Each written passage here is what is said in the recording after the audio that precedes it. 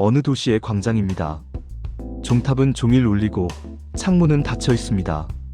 거리엔 사람이 없는데 냄새만 남아 있습니다. 불과 며칠 전까지만 해도 장터였던 곳이 순식간에 침묵의 무대가 됩니다. 사람들이 이 재앙을 부르는 이름은 단순했습니다. 검은 죽음. 하지만 그 검은 죽음이 바꾼 것은 사람의 목숨만이 아니었습니다. 오늘은 페스트라는 한 질병이 유럽의 질서와 노동, 그리고 종교의 마음까지 어떻게 흔들어 놓았는지 그 충격의 순간을 시간여행하듯 따라가 보겠습니다. 페스트는 원래 낯선 단어가 아니었습니다. 고대에도 전염병은 있었고 중세에도 도시에는 늘 병이 돌았습니다. 그런데 14세기 중반에 유럽을 덮친 이 전염병은 규모가 달랐습니다. 시작은 동쪽에서였습니다. 유라시아를 가로지르는 교역로, 바닷길, 항구, 그리고 사람의 이동이 그 통로가 됩니다. 어느 배가 항구에 들어옵니다. 선원들은 기침을 하고 얼굴은 창백하며 몸에는 검은 반점이 번집니다. 누군가는 이를 저주라 부르고 누군가는 나쁜 공기 때문이라 말합니다. 원인이 무엇이든 결과는 같습니다.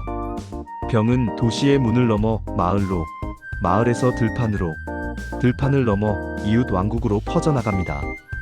사람들은 처음에 이것을 이해하지 못했습니다.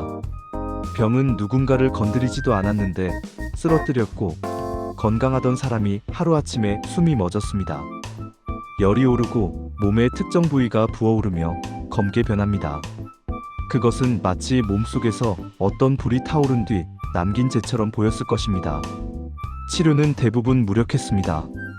피를 빼고 향을 피우고 기도를 올리고 몸에 약초를 문지릅니다. 그러나 확신은 없고 공포만 커집니다. 그리고 공포가 커질수록 사회는 이상하게 움직입니다. 어떤 사람은 집안에 숨어 문을 걸어 잠그고 어떤 사람은 반대로 술과 향락에 더 매달립니다. 내일이 없다고 느끼는 순간 사람은 절망과 방종 사이를 오갑니다. 그렇게 죽음이 일상이 되면 도시의 기능이 먼저 무너집니다. 장인들은 작업장을 닫고 상인들은 거래를 멈추고 농부들은 수확을 놓칩니다. 가장 큰 타격은 노동력의 붕괴입니다. 중세 유럽의 질서는 땅과 사람의 관계로 굳어져 있었습니다.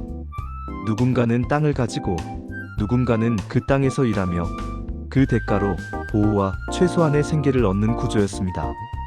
그런데 사람이 갑자기 사라지면 무엇이 벌어질까요? 밭은 남아있는데 일할 손이 부족합니다. 성벽은 남아있는데 지킬 사람이 모자랍니다. 빵을 굽는 오븐은 그대로지만 굽는 사람이 없습니다. 노동은 희소해지고 희소한 것은 값이 오릅니다. 여기서 변화의 씨앗이 튀어오릅니다. 살아남은 노동자들은 자신이 필요하다는 사실을 처음으로 뚜렷하게 체감합니다. 예전에는 선택지가 없었습니다. 태어난 마을, 태어난 신분, 태어난 순간 이미 정해진 길. 그러나 전염병 이후에는 사정이 다릅니다. 주인은 사람을 붙잡아야 하고 농장과 공방은 돌아가야 합니다. 그러니 임금을 올리고 조건을 제시합니다. 노동자는 움직이기 시작합니다. 더 나은 대가를 주는 곳으로, 더 안전한 도시로, 더 많은 기회를 주는 영지로 이동합니다. 이 이동이 곧 질서를 흔듭니다. 지배층은 이를 막으려 합니다. 임금을 제한하고 떠나는 것을 금지하고 예전의 의무를 강요합니다. 하지만 현실이 따라주지 않습니다. 명령은 종이에 남아도 사람은 움직입니다. 그리고 이 노동의 변화는 단순히 돈의 문제가 아닙니다. 사람들의 마음이 달라집니다.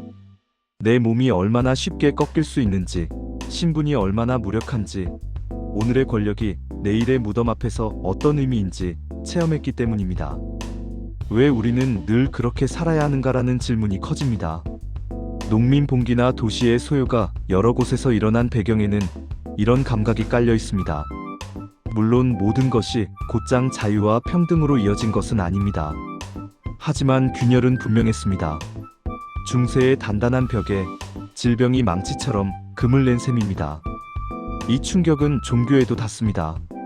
중세 유럽에서 종교는 단지 믿음이 아니라 세계를 설명하는 언어였고 사회를 묶는 접착제였습니다.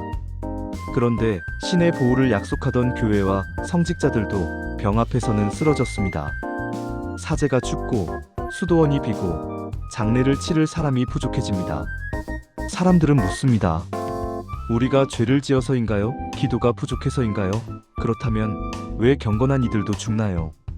어떤 이들은 더 격렬하게 믿음에 매달립니다. 자신의 몸을 채찍질하며 속죄를 외치고 거리에서 고행을 합니다. 반대로 어떤 이들은 교회가 아무것도 지키지 못했다고 느끼며 실망합니다. 성직자의 부패에 대한 비판, 형식적인 의례에 대한 회의가 자라납니다. 또 하나의 어두운 그림자도 드리워집니다. 공포는 누군가에게 책임을 떠넘기고 싶어 합니다. 원인을 알 수 없을수록 사람들은 눈에 보이는 대상을 탓합니다. 소수자에 대한 혐오와 폭력이 커지는 경우가 있었고, 이때의 상처는 오래 남습니다. 전염병이 단순한 의학적 사건이 아니라 사회적 사건인 이유가 여기에 있습니다. 질병은 몸을 공격하지만 공포는 공동체를 공격합니다. 그럼에도 불구하고 이 시대는 역설적으로 새로운 생각의 문도 엽니다. 죽음이 가까워질수록 사람들은 삶의 의미를 더 진지하게 묻습니다. 도시에서는 생존과 노동의 규칙이 다시 짜이고 상업과 금융의 형태가 바뀌며 장례와 추모의 문화도 변합니다. 예술은 죽음을 더 자주 그리기 시작하고 문학은 삶의 덧없음을 이야기합니다. 무엇보다 사람들은 세상은 원래 이렇다는 믿음에서 조금씩 벗어납니다. 질서가 영원하지 않다는 경험, 제도가 흔들릴 수 있다는 기억이 후대에 남습니다. 그래서 검은 죽음은 한 시대를 끝낸 사건이기도 하지만 다음 시대를 준비시킨 사건이기도 합니다. 노동의 가치가 재평가되고 사람의 이동이 늘며 종교 권위에 대한 질문이 자라납니다. 그 모든 변화는 어느 날 갑자기 탄생한 것이 아니라 수많은 장래 행렬과 빈집과 멈춘 시장을 지나 살아남은 사람들이 다시 삶을 시작하는 과정에서 만들어졌습니다. 지금 이 순간을 다시 떠올려 보겠습니다. 텅 빈 거리에서 누군가 문을 열고 나옵니다. 겁에 질린 눈빛이지만 그 눈빛은 동시에 새로운 현실을 바라봅니다. 예전처럼 살 수 없다는 사실, 그러나 어떻게든 살아가야 한다는 사실. 검은 죽음의 충격은 바로 거기에서 시작됩니다. 한 질병이 유럽의 노동을 바꾸고 권력의 균열을 만들고 종교의 마음을 흔들어 놓은 순간, 그리고 그 변화는 오늘 우리가 사는 사회가 어떤 위기 앞에서 어떻게 달라질 수 있는지를 조용히 묻고 있습니다.